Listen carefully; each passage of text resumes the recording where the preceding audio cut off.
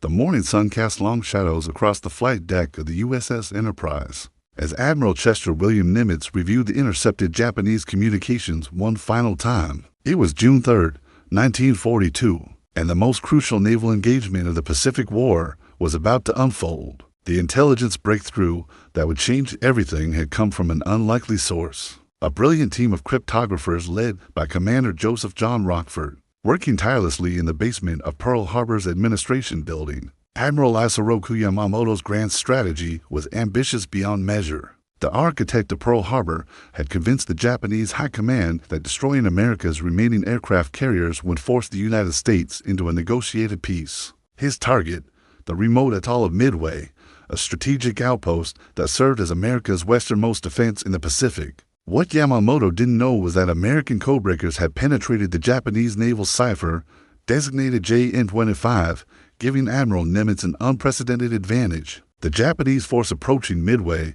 was staggering in its scope. For fleet carriers Akagi, Kaga, Hiryu, and Soryu formed the heart of the First Air Fleet under Vice Admiral Chuichi Nagumo. These floating fortresses carried over 250 aircraft, supported by the battleships, 3 cruisers, and 11 destroyers. A separate invasion force of 15 transports carried 5,000 troops, while Admiral Yamamoto himself commanded the main body with 3 more battleships, including the massive Yamato. Against this armada, Nimitz could muster only 3 aircraft carriers. The USS Enterprise and USS Hornet, both battle-tested veterans, would join the hastily repaired USS Yorktown. The carrier had limped back to Pearl Harbor after the Battle of the Coral Sea with a damaged flight deck and numerous casualties. Navy Yard workers had performed what many considered a miracle, completing repairs estimated to take 3 months in just 72 hours. Captain Elliot Buckmaster stood on Yorktown's bridge, watching his crew conduct final preparations. The carrier's air group had been hastily reassembled, with pilots and aircraft borrowed from other ships. Many of these young aviators had never flown together before, yet they would soon face the most experienced carrier pilots in the world. The Japanese had been honing their skills since the attack on China in 1937, and their Zero fighters remained superior to anything America could field, as reported by naval historian Samuel Eliot Morison in his definitive work, History of United States Naval Operations in World War II. The psychological weight of this moment cannot be overstated. Lieutenant Commander John Clarence Waldron gathered his torpedo squadron around him. On Hornet's flight deck, his weathered face grave as he addressed the 15 pilots of Torpedo Squadron 8. These men knew they flew obsolete aircraft against impossible odds, yet not one requested transfer to safer duties. The strategic importance of Midway extended far beyond its tiny coral beaches. Control of this atoll would give Japan a forward base from which to threaten Hawaii itself. More critically, it would eliminate America's carrier force, potentially extending the war by years and costing countless lives. The mathematics were stark. America's industrial capacity could eventually replace ships and planes, but experienced pilots took years to train, and the nation could not afford to lose another generation of naval aviators. As darkness fell on June 3rd, the opposing fleets moved toward their fateful rendezvous.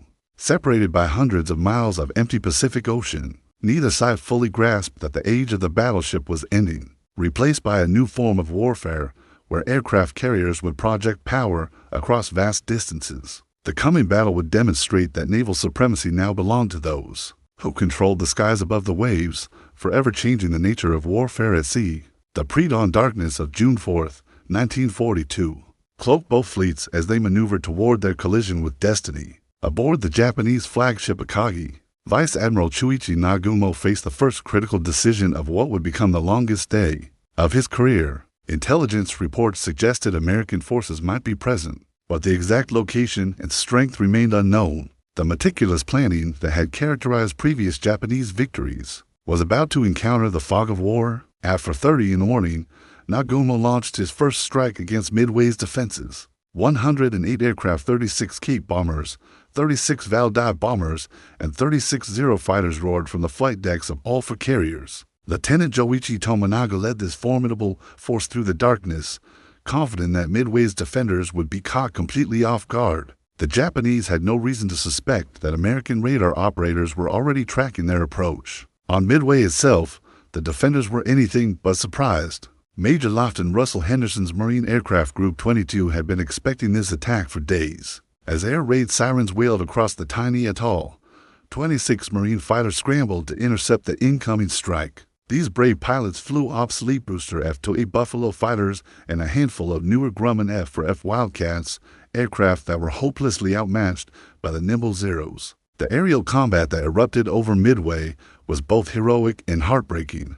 Captain John Francis Carey led 13 Buffaloes in a desperate charge against the Japanese formation, knowing his aircraft were inferior in every measurable way. Within minutes, the Marine fighters were overwhelmed. Carey himself was shot down and killed, as were 14 other Marine pilots. The sacrifice of these men was not in vain. Their attacks disrupted the Japanese formation and prevented a coordinated assault on Midway's installations. Meanwhile, 200 miles northeast, Admiral Raymond Ames Spruance was making decisions that would determine the battle's outcome. Commanding Task Force 16 from the Enterprise, the cautious but decisive admiral had received confirmation of the Japanese carrier positions. From APBY Catalina search plane, at 7:02 in the morning, he made the crucial decision to launch his aircraft immediately, even though they would be operating at maximum range. The American strike force that rose from Enterprise and Hornet represented everything the United States Navy could muster. 37 Dauntless dive bombers, 14 Devastator torpedo planes, and 10 Wildcat fighters climbed toward the northwest, carrying the hopes of a nation still reeling from Pearl Harbor. These pilots knew they were outnumbered and outgunned, but they also understood the stakes. Failure would leave the Pacific coast defenseless. As detailed in Gordon Prange's comprehensive account Miracle at Midway, the coordination between American air groups quickly broke down due to communication problems and navigation errors. The strike force became scattered across hundreds of square miles of ocean, with individual squadrons searching desperately for the Japanese fleet. This apparent disaster would soon become a stroke of fortune, as the scattered attacks would prevent the Japanese from mounting an effective defense. Back on Midway, Tomonaga's bombers were wreaking havoc on the island's installations. Fuel tanks exploded in towering columns of flame, while the runways sustained multiple bomb hits. However, the Japanese strike leader could see that his attack had not been decisive. American aircraft were still taking off from the damaged airfield. In a fateful radio transmission that would seal his fleet's doom, Tomonaga informed Nagumo that a second strike would be necessary to neutralize Midway's defenses. This message placed Nagumo in an impossible position. Half his aircraft were returning from the Midway strike, desperately low on fuel and ammunition. The other half were on his flight decks, armed with armor-piercing bombs and torpedoes for potential ship targets. Military doctrine demanded keeping a reserve ready for naval combat, but Tomonaga's assessment suggested Midway required immediate attention. After agonizing deliberation, Nagumo made the decision that would cost Japan the battle. He ordered his reserve aircraft rearmed with land attack ordnance. The rearming process was complex and time-consuming. Ordnance crews swarmed over the aircraft, removing heavy torpedoes and armor-piercing bombs, replacing them with high-explosive bombs designed for use against land targets. These weapons were stacked on the hangar decks while the changeover proceeded, creating a floating ammunition depot that would soon become a death trap.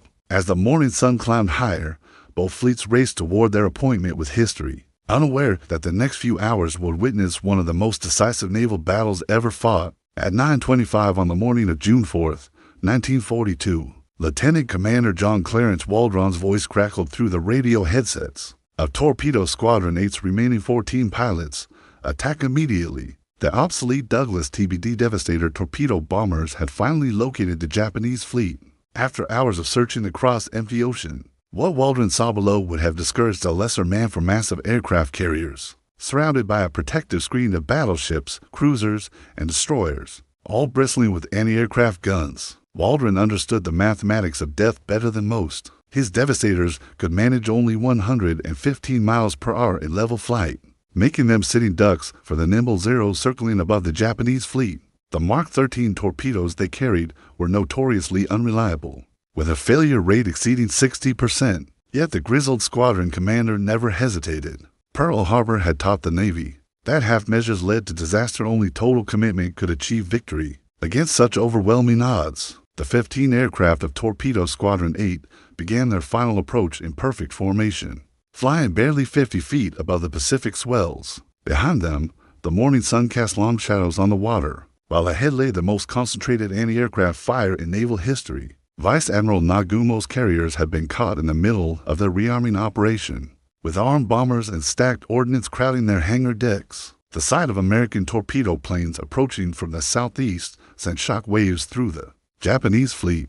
Commander Minoru Genda, the brilliant tactical mind behind the Pearl Harbor attack, watched from Akagi's bridge as the American planes pressed home their attack. With suicidal determination, the Japanese had expected American resistance, but nothing had prepared them for this level of courage. Zero fighters dove from above like hawks, their 20mm cannons and machine guns stitching lines of destruction through the American formation. One by one, the lumbering devastators began falling into the sea. Ensign George Holden Gay, flying the formation's tail-end position, witnessed the systematic destruction of his squadron with horrifying clarity. Waldron's aircraft took multiple hits, but continued flying, black smoke streaming from its engine until a direct hit from a Zero's cannon sent it cartwheeling into the ocean. Lieutenant James Cook's plane exploded in midair, the blast so violent that Gay's aircraft shook from the concussion. Within minutes, 14 of the 15 devastators had been destroyed, their crews joining the growing list of American heroes who had paid the ultimate price.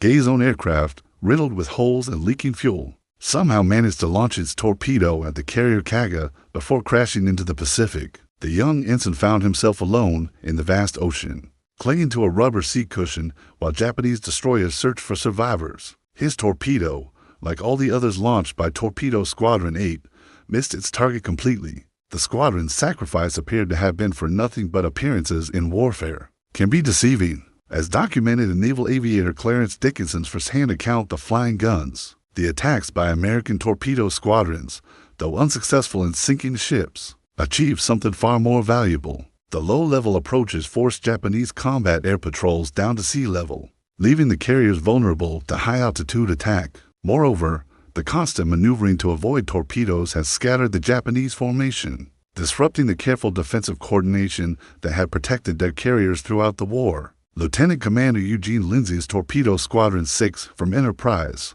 met the same fate as Waldron's men, with only 4 of 14 aircraft surviving their attack run. Torpedo Squadron 3 from Yorktown, led by Lieutenant Commander Lance Massey, lost 10 of 12 planes in their desperate assault. The cumulative effect of these attacks was devastating. 3 of 5 of the 41 American torpedo planes launched that morning had been destroyed, along with most of their crews. Yet even as the last torpedo plane fell burning into the Pacific, American dive bombers were beginning their approach from high altitude. Lieutenant Commander Wade McCluskey, leading Enterprise's dauntless squadrons, had spent precious fuel searching for the Japanese fleet. His fuel gauges showed critical levels, but his pilots maintained discipline, waiting for the perfect moment to begin their attack.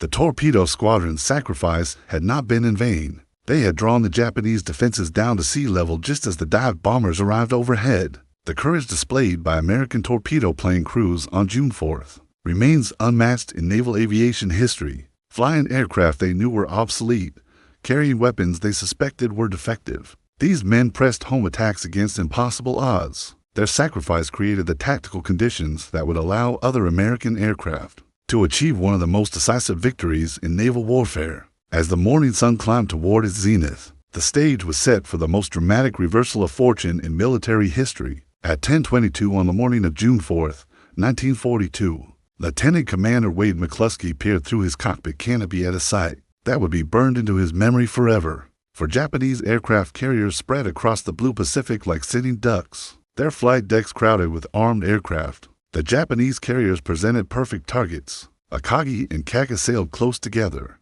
their decks packed with bombers being refueled and rearmed for a second strike against Midway. Soyuz nearby, equally vulnerable, while Hiryu maintained positions several miles to the north. The sight of 37 American dive bombers approaching from 17,000 feet should have triggered immediate evasive action, but the Japanese were caught in the worst possible position. Their combat air patrol had been drawn down to sea level by the torpedo plane attacks. McCluskey's voice cut through the radio static with deadly precision. "Earl, take the left one. I'll take the right one." Lieutenant Commander Earl Gallagher acknowledged the order and peeled off with his squadron toward Kaga, while McCluskey led his bombers toward Akagi. The dive bombers pushed over into their attack runs, their dauntless aircraft screaming earthward at speeds approaching 400 miles per hour. The Japanese had mere minutes to save their fleet.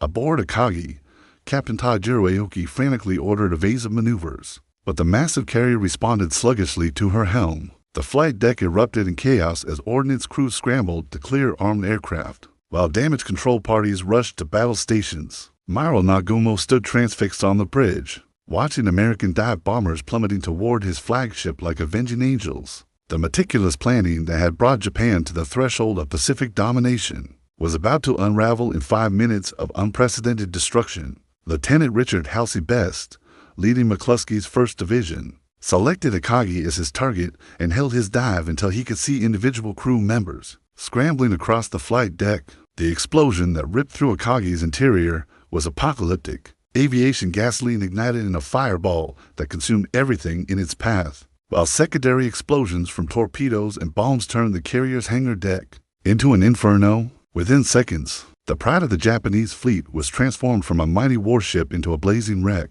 Captain Aoki gave the order to abandon ship as flames reached toward the bridge, forcing Admiral Nagumo to transfer his flag to a nearby cruiser. Simultaneously, Gallagher's squadron was working similar destruction on Kaga. Lieutenant Wilmer Earl Gallagher himself scored a direct hit that started uncontrollable fires throughout the carrier. Ensign Frederick Thomas Weber's bomb struck the forward part of the flight deck, while other bombs from the squadron detonated among the parked aircraft. Like her sister ship, Kaga was doomed within minutes, her crew fighting desperately to contain fires that had already spread beyond any hope of control. According to naval historian John Lundstrom's exhaustive research in the first team, the precision of the American attack was extraordinary given the circumstances. Most pilots were operating at extreme range, their fuel gauges showing near empty. Yet they achieved a bombing accuracy that defied mathematical probability. The intensive training these aviators had received in the months following Pearl Harbor was paying dividends at the crucial moment, as McCluskey's squadrons were destroying Akagi and Kaga.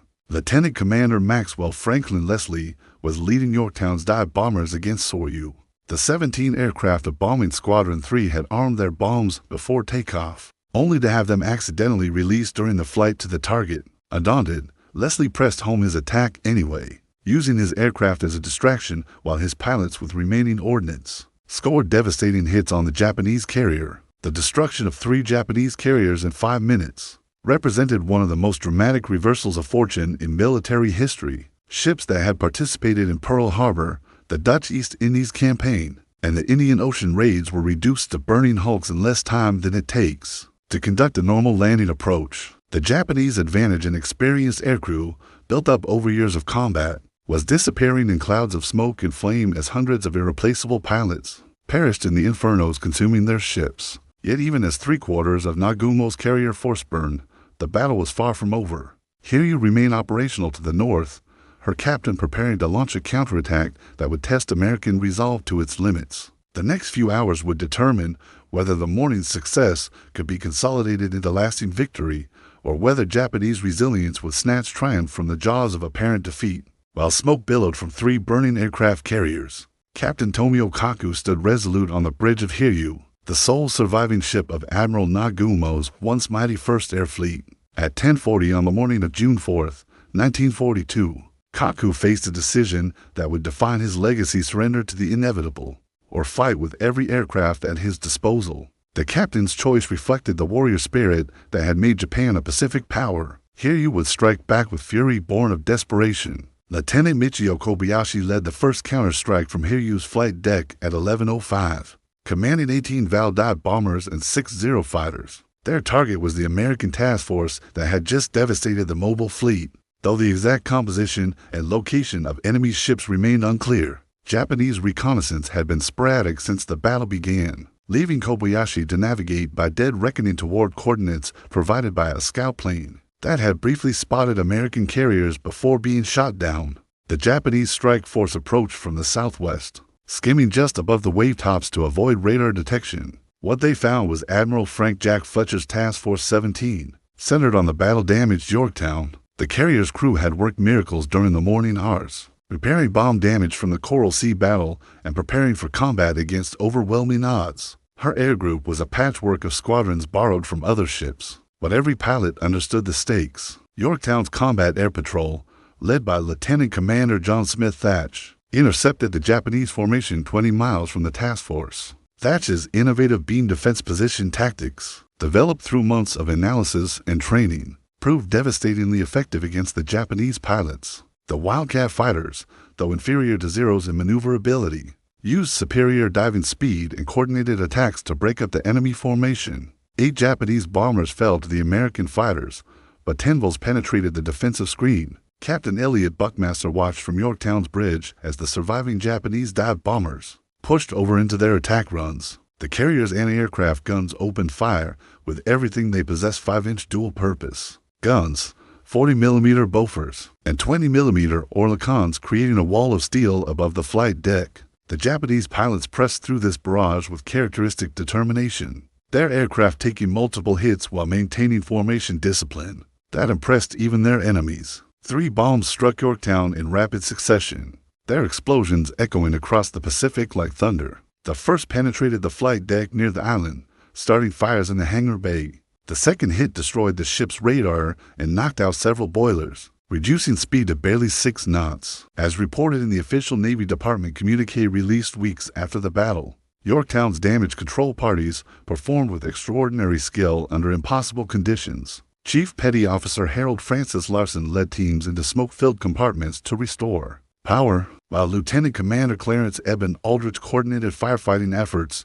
that prevented the ship from becoming another funeral pyre. Within 2 hours, the carrier was making 20 knots and launching aircraft, a feat that amazed Japanese observers.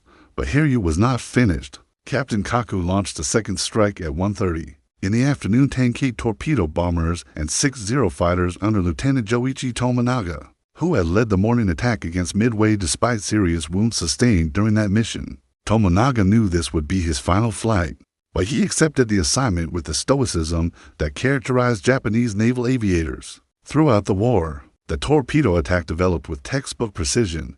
Japanese pilots had perfected their techniques during years of combat, approaching from multiple directions to split defensive fire while maintaining the shallow approach angles necessary for successful torpedo drops. Yorktown's escort vessels threw up another wall of anti-aircraft fire, but the low-flying bombers were difficult targets for heavy guns designed to engage high-altitude threats. 5 torpedoes struck Yorktown's port side in quick succession, their explosions lifting the 20,000-ton carrier bodily from the water. The damage was catastrophic, flooding compartments throughout the engineering spaces, knocking out all power and giving the ship a severe list that threatened capsizing. Captain Buckmaster reluctantly gave the order to abandon ship, watching his crew file into lifeboats with the same discipline they had shown throughout the battle. Yet even as Yorktown settled lower in the water, American reconnaissance planes were reporting Hiryu's position to Admiral Spruance. The final act of the Battle of Midway was about to unfold as American dive bombers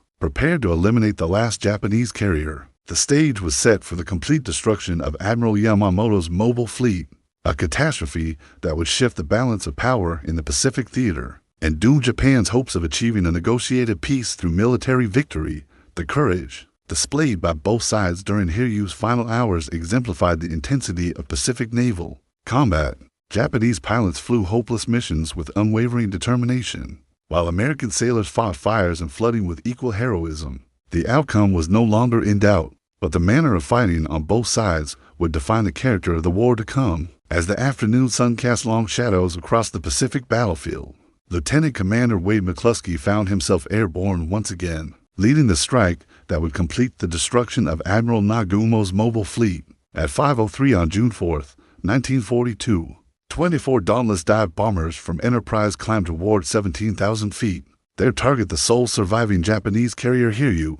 The pilots, who had achieved the morning's stunning victory, now faced the task of finishing what they had started. Captain Tomio Kaku had positioned his ship with tactical brilliance, placing Hiryu nearly 200 miles northwest of the burning wrecks of her sister carriers. The distance provided some protection against immediate American retaliation, but it could not shield the carrier from the inevitable consequences of prolonged combat. Hiryu's aircraft complement had been reduced to fewer than 20 operational planes, while her fuel supplies dwindled with each passing hour. The captain knew his ship was doomed, but Japanese naval tradition demanded fighting to the last breath. McCluskey's approach differed markedly from the morning attack. The element of surprise was gone. Japanese radar operators had detected the incoming formation hours earlier, allowing Hiryu to prepare her defenses. Combat air patrol fighters circled overhead, while every anti-aircraft gun on the ship trained skyward. The carrier began violent evasive maneuvers, throwing up a massive wake as she turned and twisted at maximum speed. This would be no easy victory. The American formation split into attacking elements as they neared their target. Lieutenant Earl Gallagher led one section against Hiryu's bow, while Lieutenant Richard Best commanded bombers. Assigned to strike the carrier's stern, the dive bombers pushed over into their attack runs at exactly 5:30, screaming earthward through a storm of anti-aircraft fire that surpassed anything they had encountered that morning. Japanese gunners, fighting for their lives and honor of their ship, maintained disciplined fire control even as American bombs began falling around them. The explosion touched off secondary fires that quickly spread throughout the ship's forward sections, consuming everything in their path. A second bomb, dropped by Ensign Frederick Weber, hit near the island's superstructure and destroyed the carrier's primary firefighting systems. Within minutes, Hiryu was following her sister ships into the flames. Captain Kaku watched his ship's death throes with the stoicism that characterized Japanese naval officers throughout the war. The fires had spread beyond any hope of control, while explosions from the ammunition magazines were tearing the carrier apart from within. At 7:25 that evening, he gave the order to abandon ship, though he himself would remain aboard to share his vessel's fate.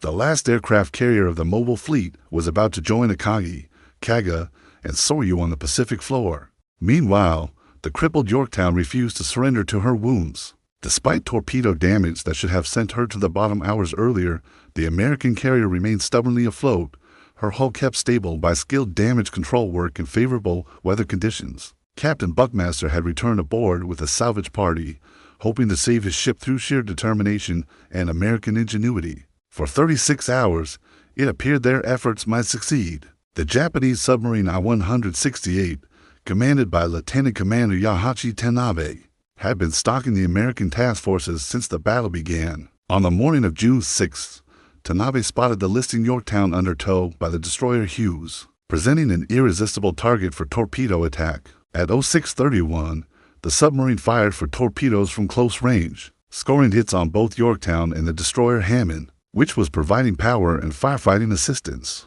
As detailed in Samuel Eliot Morrison's comprehensive naval history, Hammond sank within 4 minutes, taking 81 American sailors to their deaths. Yorktown's final agony lasted several more hours, as the torpedo damage overwhelmed her weakened structure. At 05:08 on June 7th, the carrier that had survived Pearl Harbor, the Coral Sea, and Midway finally succumbed to her wounds, rolling over and sliding beneath the Pacific waves with her battle flag still flying. The statistics of destruction spoke volumes about the battle's significance. Japan had lost for fleet carriers 1 heavy cruiser and over 300 aircraft, along with many of their most experienced pilots. American losses, while painful, were far lighter: 1 carrier, 1 destroyer, and approximately 150 aircraft. More importantly, Japan had lost the strategic initiative in the Pacific, never to regain it throughout the remainder of the war. Admiral Yamamoto received reports of the disaster aboard his flagship Yamato, still hundreds of miles from the battle area. The architect of Pearl Harbor understood immediately that his grand strategy had failed catastrophically without carrier aviation. Japan could no longer project power. Across the vast Pacific distances, the planned invasion of Midway was canceled, along with any hope of forcing America into a negotiated peace through military victory.